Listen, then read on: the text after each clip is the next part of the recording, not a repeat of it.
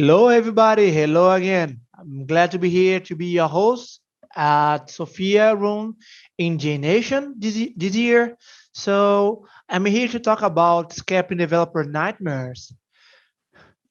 That sounds like cool, right? Because I guess nobody wants nightmares, especially in the pandemic situation. I'm here with Rustam. How are you? Thank you very much. Thank you for having me. I'm great. I hope everyone Uh, is doing well as well. Yes, so Rustam is a passionate computer scientist, Java champion, and Google developer expert for cloud. Public speaker, as you know, ex-leader of Java Zone. If you are a Java developer, enjoy that music and several clips, blame on he. So, and also Norway Jug, Java Bean. So thank you, Rustam, to be here, and the station is yours.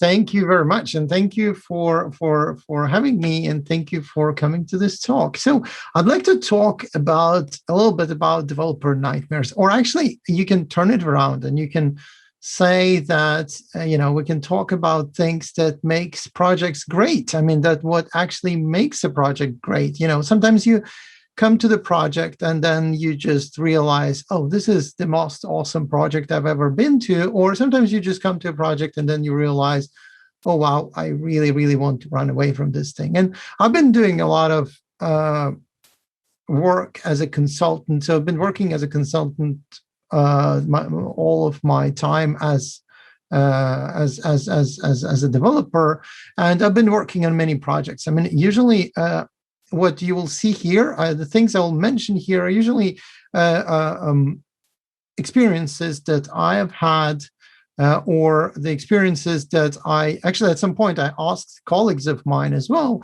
to share some of their kind of nightmarish experience. So I included a little bit of those as well. But most of those things that we'll be talking about will be things that I have seen myself in a project, and also that I would guess. I mean, I would guess that you have seen in some of the projects as well. And also we'll try to, I mean, it's not just going to be just like bashing on problems and things that we do wrong, but I'll also try to suggest some ways of making it better. And very often, I mean, I've done this talk, different versions of this talk. I mean, every time I do this talk, it evolves, it changes and everything. But I've done this talk for quite some time, and like different versions of it.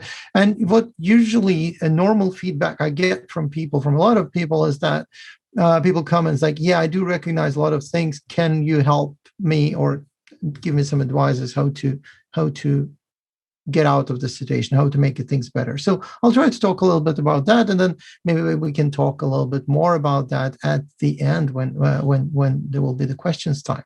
So the things I'll be talking about is um, Java projects, as you might have guessed. I mean, since Java has been this thing that I've been working most of my time as a developer, and also I'll go towards the end. I'll also kind of shift a bit more into the cloud part as well, because cloud native applications and cloud is here to come, or he's here to stay. It is already here, so it's not.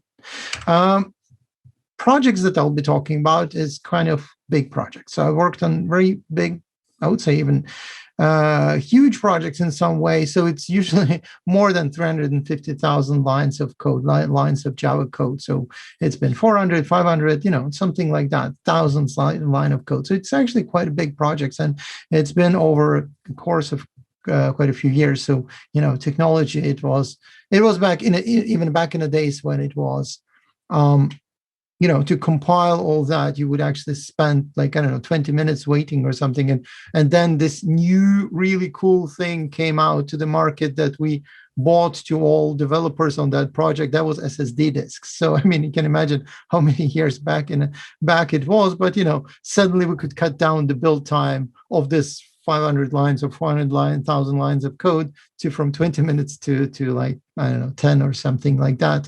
Halving at the time, it was quite kind of crazy and revolutionary in a way. But even though it's been some time ago, and it's been things that we'll see have happened during some time, it's still not that far away, and it still is like that a lot of people work with this kind of nightmares. So what I did was actually to kind of take a step back and think about the projects that I work on and try to kind of group them in things that I think were great and things that I think that, well, need a little bit more improvement. And then I try to kind of group them in different parts and different three kind of main categories that we'll see in a second. Before that, I just say probably like one sentence about myself. So my name is Rustam. I live and work in Oslo, Norway. I am working for a consultancy company. Like I said, I'm one of the Google developer experts. I'm a Google developer expert, or GD for clouds. And I'm also one of Java champions as well. So back to this paradise, or actually, well, it can be paradise, can be nightmare, right? So it can be both depending on choices you make. So I try to separate those things into three main categories, and probably it's not going to be very big of a surprise of what kind of things that I put into these three different categories. So you have code. Obviously, code, it would be kind of very, you would expect to see there, right? You have a few different aspects of the code that we'll look into, but then we also will look into the tools. Again, kind of a bit more expected thing to see in this kind of list. And we will be also looking actually a bit thing into that is a little bit more unexpected in a way, as a part of the documentation part, or how you document, how you collaborate as well. So to do that, and to give you a little bit of perspective, what is considered a nightmare now and, early or before and things. So I have managed to bring two helpers with me. So you can imagine which one will be nightmares and which one will be, the paradise, the happy place, and whatever you call it. So if you think they look a little bit weird, they do, because I did draw that some time ago. The art of procrastination, I guess. But anyway, I'll use those to kind of try to separate the nightmare and the cool things that we've done. So let's go a little bit back in history. So that was when, even before I started working, before I was out there, I was still at school and studying and everything, but 90s. So just to give you a little bit of perspective, what was considered normal back then and what is considered a bit of a nightmare right now. So 90s was kind of fun time, right? It was the time of very, very big and beautiful waterfalls. And I'm not talking about the waterfalls as in nature, because they're still there and they're still beautiful, but, software wise. So right now, we don't do that much of that anymore, right? So we actually, now we do agile, and, waterfall is considered to be a big, big no-no. Back then, it was kind of normal and, business as usual kind of thing. Another thing that we did back then, and I was doing that when I was studying at university and working on my first lines of Java code and on things like that, we would still develop things in things like, I don't know, Notepad or Emacs or something. There were not that many IDEs that were out there that would just, be there to support us, to help us to do all this kind of imports and I don't know, dependency injections and things like that. So it was kind of, right now it was back then totally normal. I mean, I did write quite a bit of code in that things, and I mean, I did maintain systems that were kind of written one way or another in this kind of things later, and right now it sounds like a horrible thing. Back then, it was kind of okay. Another thing that I experienced, that part I experienced, even though it says 90s, I did experience that in 2000s, mid 2000s. And back then, it was, again, a very normal thing. So versioning your code, we would use virtual source save. I mean, those who have not experienced that, it's not the new source save that is now. It's a totally different story.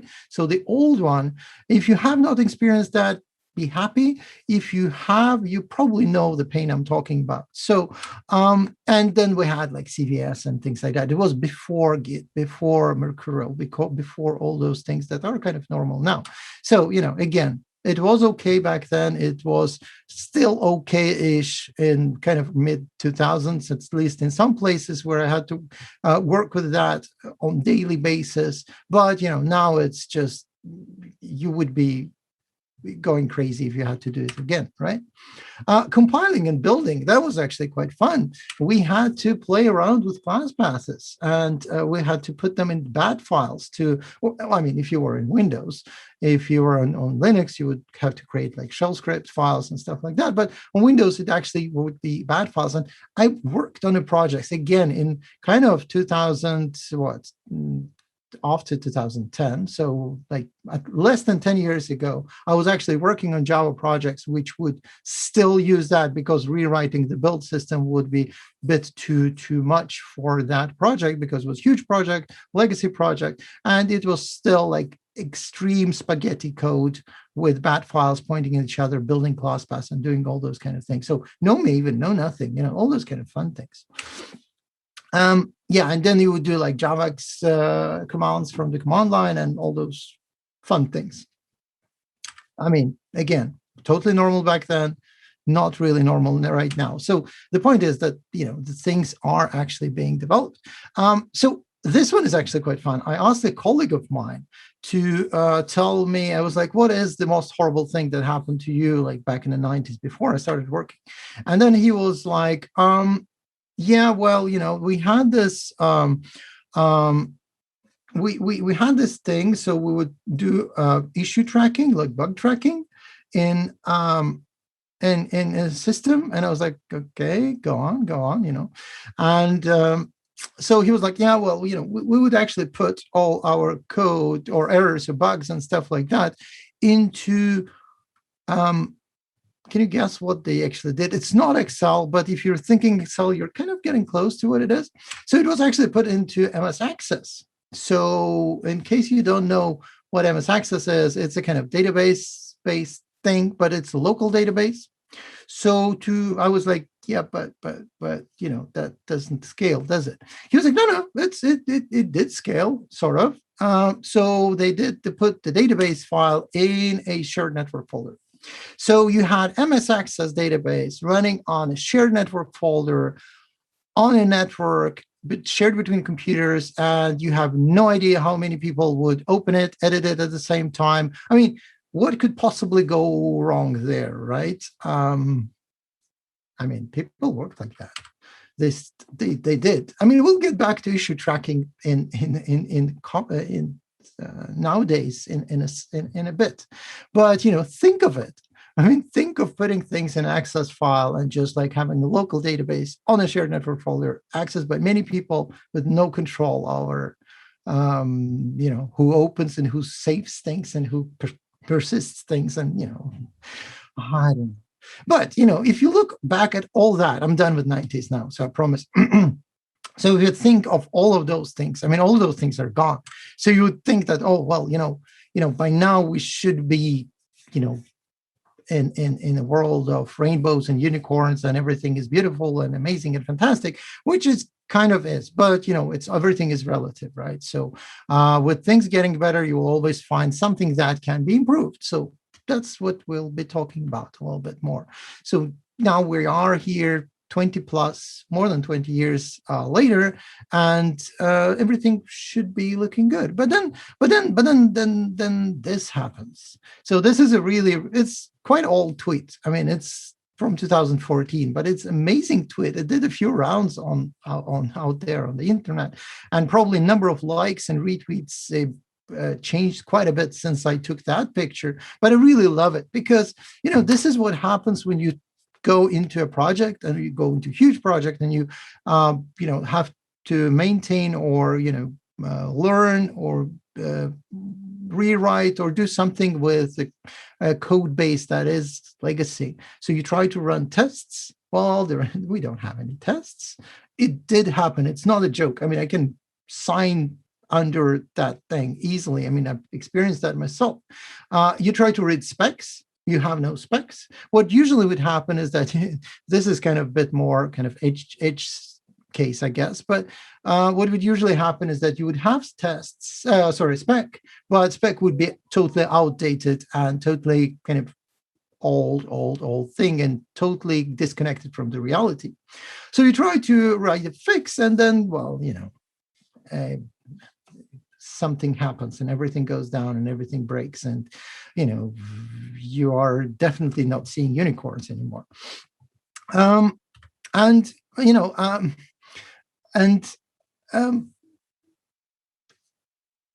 this happens as well, right? So spending time on rethinking our faulty microservices development is more important. No, well, why? No, well, user will never see that. That is actually, that is a thing. I mean, it is, that is a thing that people usually very often use as an argument of not improving software. So what I'm going to be talking a little bit about is kind of refactoring your applications. And people who have no experience, kind of hands-on experience, or in general, they don't see a point sometimes. You really have to convince them that it's actually a good idea, because they were like, hey, we have a bunch of features that has to be developed, and we have this refactoring thing that nobody's going to see. Which one should we choose? And then they obviously go for features, because then you're getting some return of investment and not just doing things that nobody's going to see, they think, right? Because in reality, the people would see that, but in just really, really bad way, in way of errors and downtime and all the other things. So the moving parts, right? We let's talk a bit more about that. So the code part and the tools and the docs and everything. And back in, I mean, now it's getting more and more of a kind of normal thing, but back in a few years back, it was sold to us as this super amazing thing of continuous integration, continuous deployment, continuous delivery, and all those things. And it was sold as this kind of the remedy for everything, and the unicorn and rainbows kind of world. Because if you're just going to do that, everything's going to be amazing. And well, it is kind of true, and it is still true, and it's now been even kind of encompassed in, or kind of encapsulated by things like cloud native and deploying to cloud and automating DevOps and all those things. They kind of build on top of that. But the way it was sold to us was more of a big rocket ship that will bring us to somewhere, and that was pretty much it. You have to do all or nothing kind of thing. But it's not really true. So every little thing you do in your project towards that goal, I mean, all those things are totally valid, but if you do even a little thing, it will still make your life a little bit better. So you don't have to build the whole rocket ship. You can actually build it piece by piece, and it will also make everything better. So, the paradise part, right? Let's talk a little bit about code. So let's talk a little bit of development. So what I've been invited to do some work where I had to, they would give me a project and say, we need someone to review it. We need you to review it. We need to know how that project is doing. I mean, we've been spending money on it. We've been spending people and time and resources on it. We need to know if it is good, or we should do some things about it. So there are a few things that I kind of often do to a code base that I haven't seen before, that I haven't worked before. Some of those things are kind of really weird things to do, but bear with me and I'll try to explain a little bit what. So one of the things I usually ask, I start with asking, actually, I ask them if there is any kind of code quality norms that they have. So I was like, do you follow any code quality standards or anything like that? And then by that, what do I mean by that? I would ask, do you have code standard? Do you actually have it? I mean, is it documented somewhere how your code's supposed to be? It's totally okay to point at some kind of standard that's already is there. It's totally okay to point at something that you modified to fit your things, but still, do you actually have it? And most of the cases, people would say, yeah, well, yeah, we do, yes. And then my next question would be, can you guess what it is? I mean, my next question usually is, do you actually follow it? And then people get a bit more insecure, because then there would be like, yeah, well, yeah, wait, we do, yes, it's on this computer and that thing, and and people usually, what usually happens, if you don't do it properly, you will end up with 15 different standards on 15 different machines, and none of them are actual standards. They're tiny little bit modified by every developer because they were just really annoyed by this little thing, and then they change it, and then they keep it on their machines, and then when it goes to build server, it kind of validates towards totally different thing, and the kind of hell breaks loose. um, Another thing that I do, sometimes I just do it for a little bit for, well, kind of fun. I mean, it's a weird thing to say it's for fun, but I sometimes just check for encoding of files. I was just like, just go through all of those files. I mean, you have like 500,000 lines of code. I would just like, give me all the encodings, unique encodings of the file. And what would usually happen, I mean, it's not a big deal. It's still a deal breaker, can be a deal breaker, right? If you're not doing an UTF-8 or things like that, it can be possibly a deal breaker. It can possibly break your system. But in most of the cases, what happens is that it gives me an idea if people actually have encode standard, if they follow it, if they actually follow maybe kind of more uniformed set of editors to edit stuff or not, and all those kind of things. And the worst things that probably I've seen was like, I think it was like something like 4 or 5 different encodings with around 7 or 8 different MIME types for just Java files, which is a really, really weird thing, because that actually says me that people have no uniform code standard. They don't usually use the same IDE, so they kind of do whatever they want with indentation, with all the kind of everything, right? Linting, all those kind of things, which doesn't have to be a problem in itself, but it can be can be a pointer that you probably maybe need to look a little bit deeper into that. And encoding, speaking of encoding, you have all this kind of strange letters. This is from Norwegian, so this is all those 3 words are totally legit Norwegian words.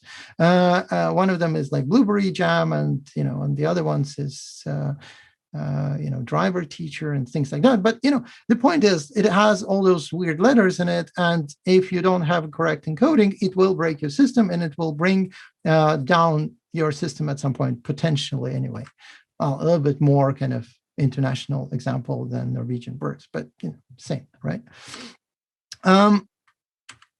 I mentioned MIME types already, so I'm not going to spend too much time on that. But MIME types also, they basically tell me what kind of file it is, and it has no influence on your code or even compiled code whatsoever. But it still gives me a little bit of idea. I mean, if I've seen like Java files in the same project to be classified as XML files, as text files, as lots of weird things, and that again means that there is no unified way of doing that. So might be a good idea to look into things. Another thing I do, I just ask if people do code reviews. So I was just like, do you actually do code reviews? Do you follow each other? The craziest answer I've gotten there, and it's unfortunately not as uncommon as you would think. It was just like, no, we don't. I mean, we know each other really well. I mean, we really worked for a long time, so we don't do much of that because we know we kind of finish each other's sentences in a way. So we know what's going to be, so we don't do code reviews. And that was just a little bit scary in a way, because I was just like, okay, wait, okay, cool that you love each other and you work with each other a lot and everything, but this is not what it's about, right? It's about actually trying to figure out errors and figure out what can go wrong, and going through and all those kind of things that people don't think of. And that was a little bit scary. Tools. So tools is a kind of obvious thing, right? You would probably think of, well, tools, everybody thought of tools, but there are a few things that are kind of obvious, like code versioning. I mean, most of people would use some kind of code versioning things, but I mean, most of the people would be using Git or Mercurial or whatever, that other tools you might want to use. But then the thing is, it brings a lot of other things. It actually brings you things, makes you think about things of like managing of how do you manage branches. Or how do you manage complexity? How do you do testing of your code? And all those kind of things are built into your development, or should be built into your development tools. And those things people don't really think about much, because they kind of think of, well, code versioning, I just commit new versions, maybe in a best case, I'll create a branch. But then you have like branching systems of like, do I do feature branches or not? Or what do I do with the new releases? Do I branch out those? Do I tag them? And all those things should be conscious choices, should be things that you actually thought of. I'm not going to kind of advocate for one way or another here. We can talk about that later, but, at least agree on something and think actively about that. Because so what I did also, I went into Sonar Cloud some time ago. This screenshot should be a little bit old, but still, it still holds. So I took all the open source projects, and then I looked into the amount of coverage, for instance, of the code.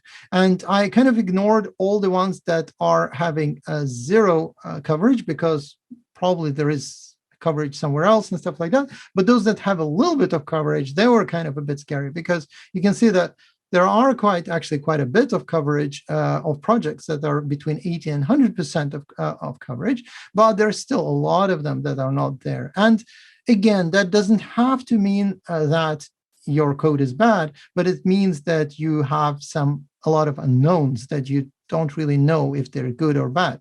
And, another problem is that usually people that have no experience with development, like first-hand experience, they would kind of go for those numbers on very kind of, number basis. So like, oh, well, your code coverage is 68%. You really need to work hard to make it 70, because, we have to keep it on 70.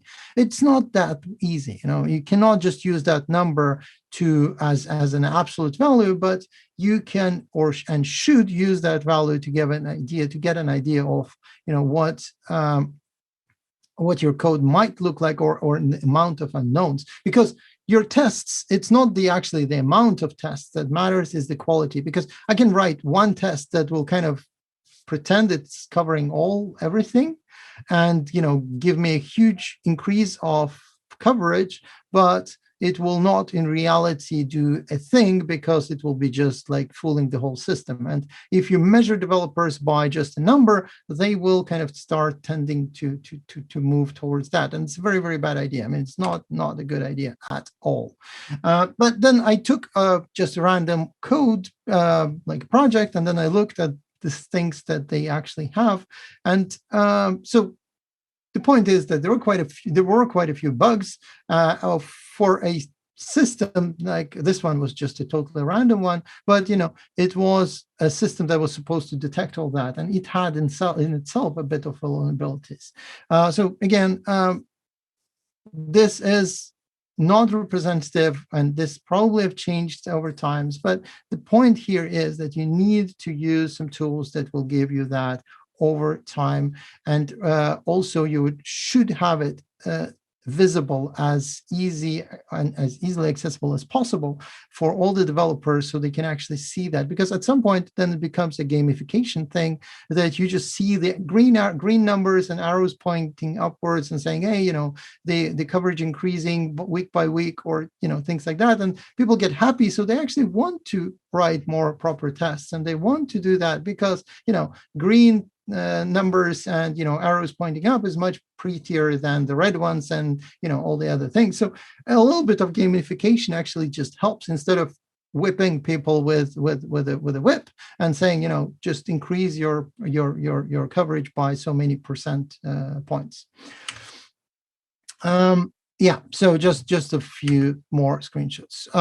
Another thing, so this is what I was talking about, right? So static code analysis is one of them, because it's very important to do some kind of static code analysis. Now things are a little bit different. Now we have cloud and things like that, and usually those things will be provided to us as a service. So that also might be a very good idea to look into that. There are different providers out there that do provide all that. They also provide analysis of Docker images and things like that as well, which is now is a part of our development pipeline. So it's not just code anymore, but also the environment that code lives in. So yeah, plugins, a bunch of them. I'm not going to, again, advocate because it's going to be different from what it is and what you're using, but there are all these kind of plugins in the development tools that will help you to do all that. So for instance, before checking in your code, it will run through some kind of static code analysis, or it will do some kind of checks that you can even write your custom plugins if you see that people are doing the same error all the time, or if you want to kind of to avoid the one specific corner case, you can actually write your own plugins that will do run that even before letting people to commit to a repository. So it might be a good idea. Another thing that I would like to mention, which is a little kind of pet peeve thing of mine, is third-party libraries. And third-party libraries is a thing that a lot of many of us, I mean, me included, we just kind of think of it as a commodity. Oh, I need this thing to parse JSON. Well, what's that thing? Oh, yeah, there's a Maven artifact that I'll just put into my project and just, poof, and it works. And that's cool, right? Because you don't have to write things from the bottom, from scratch.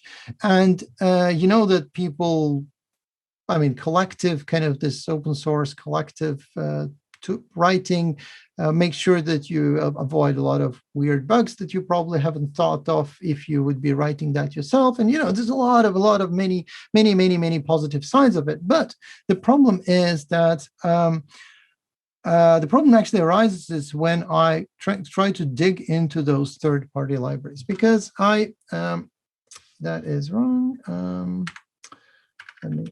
Sorry about that. Now you'll see half of my slides. I have a really fun thing on my keyboard. The arrow, left and right arrows are actually very close to end button. So that means I can easily switch to end of line, which is kind of sucks. All right. Okay. Now we are, I think, back in business. So third-party libraries. What I usually ask is if people, I usually do when I do this talk in public, I mean with people in person conferences, I before COVID and everything. So I asked people to raise hands. So like do show of hands. So we can't do that now here, obviously, but just think of it, and I can comment a little bit. So usually what I ask people is just, I was like, okay, how many of you have overview of your third-party libraries? People would be like, there will be some hands. I mean, maybe less than half, but still, it's like, yeah, I think I know most of the things we're using. I was like, okay, cool. Of those of you here in this room, how many of you actually follow and know and check for known issues and vulnerabilities of your third-party apps?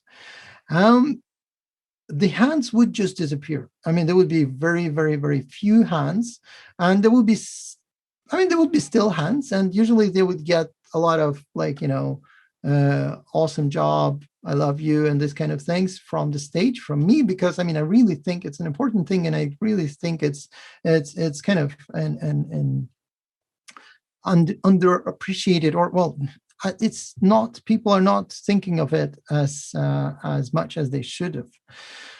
And then I also do ask them, and then I mean, and by then we would have probably lost most of the audience in the room. So there would be like, maybe, I don't know, out of, say 100, 200 people, there would be like 3, 4, 5 hands. I mean, it's crazy. And that's happened quite a few times. So I kind of started to think, unfortunately, it is kind of representative. But then I would ask them yet another question, and to lose even more people. And by that time, there would be just 1 or 2 hands left. And I was like, okay, cool. But how many of you all of you here actually have a control over or know what licenses your third-party library is using. And I'm not talking about like money and stuff, because that's probably most of the people would know and think of. But I'm actually talking about like type of licenses, because like, do you actually do you use GPL? Do you use Apache license? Or do you have some kind of proprietary license and things like that? Because that will actually might technically influence your code, your system. I mean, sometimes some of those licenses are kind of transitive. So that means if piece of code that you're using is under the specific license, it will also make sure that the rest of your code is actually under the same license. So I was reviewing this project that was very critical project, and it was quite obvious that they didn't really wanted to open source it. I mean, it was used by a lot of users. It was kind of critical in a way of society and everything, but they were a bit kind of hesitant to share the code for, I don't know, for what reasons. I mean, there was nothing secret in the code, but still. And I just found some stuff that was using GPL licensed libraries, and I was like, do you actually know that you're technically, if I have to dig into that more, but if I think what it is, then technically your code is under GPL. So, and that means that it's open source. And doesn't mean that it actually have to be on GitHub or something, but that means that anyone technically can call and say, hey, you know what, that system that you've been developing, I want to get the code today. And you kind of obligated to share that code. Fortunately for that case, I after digging a little bit, I found that there was a gap between those two libraries, so it wasn't really incorporated, and by all this kind of legal stuff, it was okay. But it was very, very just a kind of thin line there. So thinking of licenses is an important part of the whole thing, and just to be making a choice or active choice of what you're using, because open source is great, and all those GPL licenses and Apache license and all the other ones are great, but then you just need to do an active choice of actually selecting a proper license for your project. And by using third-party libraries, you just make sure that it doesn't compromise whatever you selected it to be. Obviously, another things that are a bit more obvious but also overlooked is I ask people, do you actually follow and check if your third-party library is updated, maintained, compatible with each other, and they don't kind of break the system and everything? I mean, all those things is actually quite an important part of the whole pipeline, but quite often is getting overlooked. This is a very old blog post, so it's 4 years old, and the point is that there's a URL. The point is that all this open source software is great, but the thing is that at some point, we humans, I mean, we developers, we do make mistakes and we introduce bugs. So back in 2017, there was a lot of, after analyzing a lot of open source projects, they found, Google found, they have this FizzBuzz kind of project where they go through all the open source projects, or a lot of them. I think now it's 500 of them. Last numbers I checked, and they found a lot of errors, and that's totally fine. That's totally normal. But the point is, at some point, those bugs will be updated, and those bug updates will make it into libraries. And when they make it into libraries, you might want to get that newest and coolest version of that library to get rid of those bugs, because otherwise you're introducing vulnerabilities into your applications, right? So this is the same OSS Fizz project now. So I took the screenshot today, and as you can see here, we have June 2021. So just a few days ago, I guess they did get the new numbers. So they had 30,000 bugs, 500 open source projects. So, different severity and everything. And that's, again, totally normal. That's nothing to be afraid of. But the point is, those bugs will be fixed and you want to get them into your project. So you need to think of how to handle your third-party libraries. And there is a lot of blog posts. I mean, there is some from providers of this kind of security or vulnerability software that will kind of go through your projects or services. So this is one of them, and there's some numbers of critical, Java and Node, so NPM vulnerabilities. So it's quite a lot. I mean, it's quite a lot of those, and the numbers are they're not really getting smaller anytime soon, really. And this is another fun thing. So I took this one in, and again, this is also from just this year, just a few months back, where now you just not have to think only about your code, but now you also have to think about Docker images and stuff where your code runs into. And this is kind of fun, exploiting Docker containers by finding some vulnerabilities in image matching, which is kind of odd thing, but it works, and it will make troubles for you, right? And there is more and more and more. I mean, there is OWASP. So OWASP has a list of vulnerabilities, and for example, so top 10 Java vulnerabilities and how to fix them. There's a lot of this kind of posts. I just took them to show you that there is resources for that. Have a look and add something that will, whatever works for you, whatever works for your project, and try to convince to add that to a project. If you don't have that already, you should have it.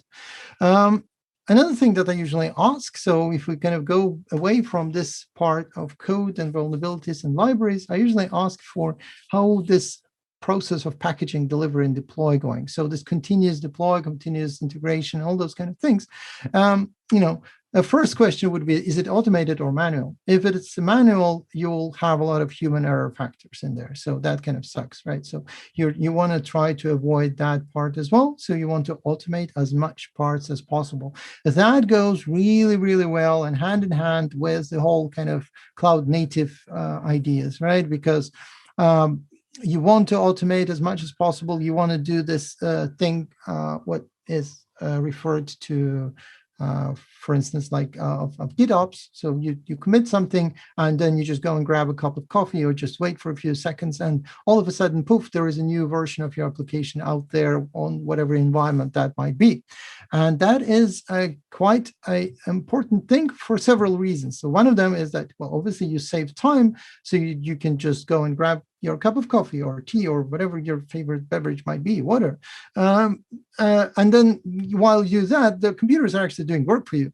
So you don't do boring stuff. You actually minimize amount of human errors. I mean, I worked on as a developer and as a delivery manager and also as a kind of tech lead on different big projects, and where it was my job to actually build the final releases and push them to ops teams and things like that. And that would be quite scary thing every time, because if anything goes wrong, it's on you.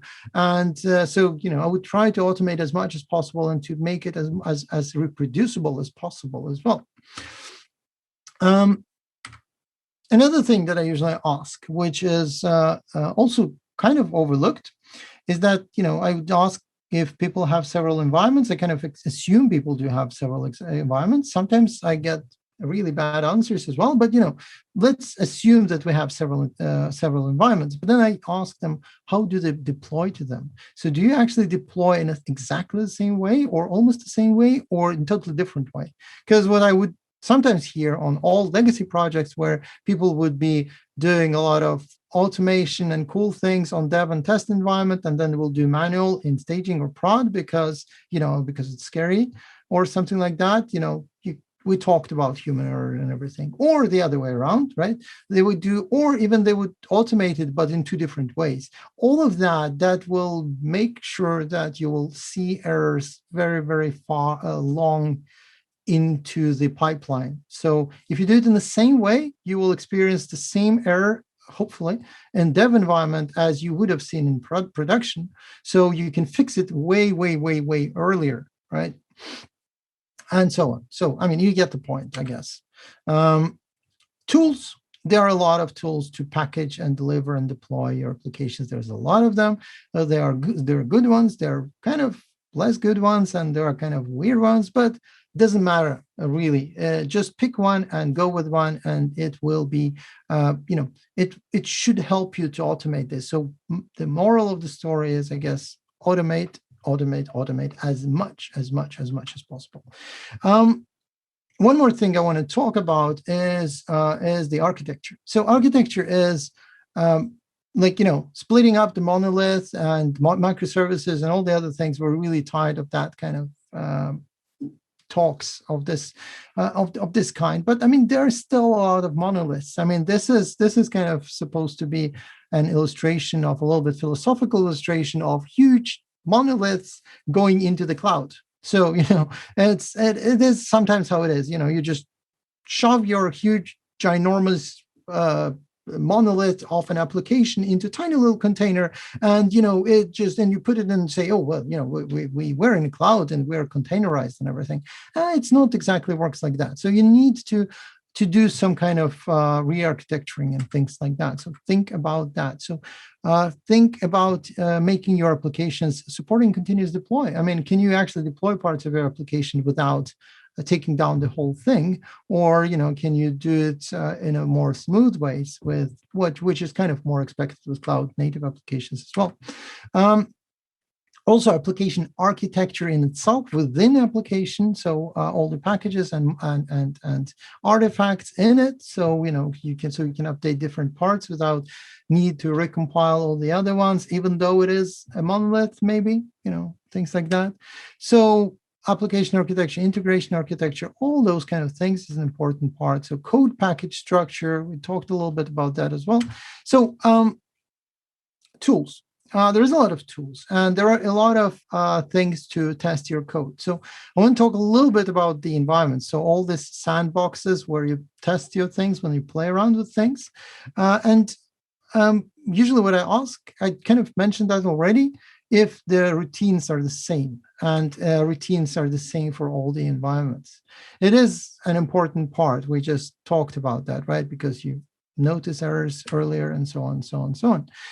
What I usually also ask if environments are similar. I mean, if they don't have to be exactly the same, because production usually would be quite beefed up, and the test would be kind of less beefy because things cost money and resources and everything. But as easy, as simple, as equal as possible, right? And that goes with all the environments, because again, some bugs would be impossible to reproduce in one environment, while it would be totally normal in the other environments if they are different. This is kind of more normal in the world of cloud nowadays. It's getting more and more normal, but still not as normal as I would like to see, is if you can actually rebuild both your environment and your application and everything running out there on a mainframe, cloud, whatever that might be, in just like, can you just run a script or 2 scripts or 3 scripts, go grab a coffee or 5, and after some minutes, hours, whatever that might be, all your environment is up and ready. So, I'm thinking of things like Terraform and all the other ones. This is an important thing for several reasons. One of them, what happens is that, if your data center goes down and you have to rebuild it, or what happens if you need to create another environment, you can just click on a button and it will just recreate a new environment, which is really, really nice, right? Again, for all environments. Running on the same physical hardware might be a good thing and bad thing. Similar physical hardware is good. Same physical hardware, probably not good, especially if you're running performance tests and stuff like that on your test environment and your production is running on the same hardware. We've done that. Don't do that. That's long story short, I guess. Monitoring, that is also getting very normal nowadays with cloud and all these things, but we need to do that, and we need to do it for all the environments, not just the selected ones, not just like production and stuff like that. Because, we all do errors. So this is a list of postmortems, list of big errors that we've seen. And most of the results of this kind of big errors that happen throughout times is usually human error. So the more you automate, the less problems you will get. The last thing I would like to mention is the tool. So IDE, we talked a little bit about IDEs already. Again, I'm not going to advocate for any specific IDEs, just pick one and stay with one. Hopefully with the same IDE within the team, if possible. I mean, it's okay to use different IDEs, but at least try to get the code standard and all the other things synced up. Integrated with all these things that we've mentioned earlier, testing, static code analysis, all these things. You can add checks about commits. We've talked a little bit about that as well. Automate, even tests, and in all levels and all environments. So I'm talking about starting from unit tests, going all the way till like end-to-end tests and stuff like that. Build tools, there are a lot of them. Pick one. Pick the one that you like. I mean, each cloud provider has their own, in addition to these things you see here. Again, don't care which one, just pick one, use it, make it build on a regular basis. Hopefully, after each commit, do like integration tests and everything at every hour, every night, depending on, it will depend on your project, but still. Build tools, again, pick one. There's a very handy schedule thing to pick one. Very confusing, that's the point, but anyway. And documentation. So documentation is not just documentation, it's actually tools for collaboration. So need to have something to exchange your knowledge. So whatever that might be, wiki, chat, whatever, Confluence or a wiki or, wiki on GitHub, or, can be anything, but just use something and stay on one thing. Because I've been to projects where they actually ask, say like, hey, we have this project and we document things. And I was like, yeah, do you have any tools where you store this? He said, yeah, we have two. And, can you imagine what happens when they have two? They have like Confluence and SharePoint. But the thing is that, can you imagine where the documentation gets updated? Well, the correct answer is nowhere, right? So you have two abandoned versions of documentation and there is nothing happening. Issue tracking, same thing. So pick one and just stay with one. The craziest thing I've seen is where people had like 2 or 3 different bug trackers between like the customer and the client and the other thing, and people were manually syncing bugs between them. So you don't want to do that because, it's just, can you imagine what can possibly go wrong, right? Think of MS Access on shared network file kind of thing, and you will get into that. So this were the moving parts of it. And before we go and say thanks, I just want to show you this wall of text. This is a cloud native definition from CNCF. We don't have time to read, and you should not read it. Lots of text on the screen. So I kind of selected the main things, and then I removed the rest of the text, and I kind of separated on what we want to build. And cloud native doesn't mean that you need to go into the cloud, but the cloud native is kind of what I described now with all the other things and with many words. But you're creating scalable applications ready for cloud, doesn't have to run there. You use a lot of techniques. And why do you do that? Well, because you want to have loosely coupled, resilient, manageable, observable, and robust automated applications that are able to change frequently, predictably, and don't generate a lot of toil. And then you're kind of getting into this world of unicorns and rainbows and everything. So a few screens of things that I have written, so you can find it on my blog. It's some of them are.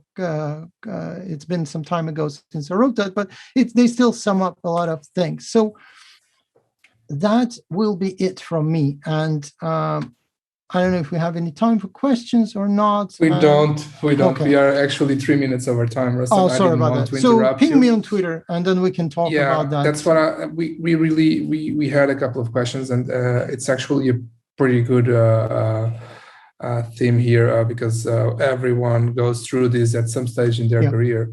But we really do not have any time. So I'm asking the guys that had questions to contact you over Twitter. Yeah, you have my email and my Twitter, so we can just do it on there. My DMs are open as well. So it's on JNation website. So guys, if you have any questions, feel free to hit to Rustam. Guys, we'll be back in 6 minutes with another session, this time Java fighting COVID-19. See you in 6. Thank you very much.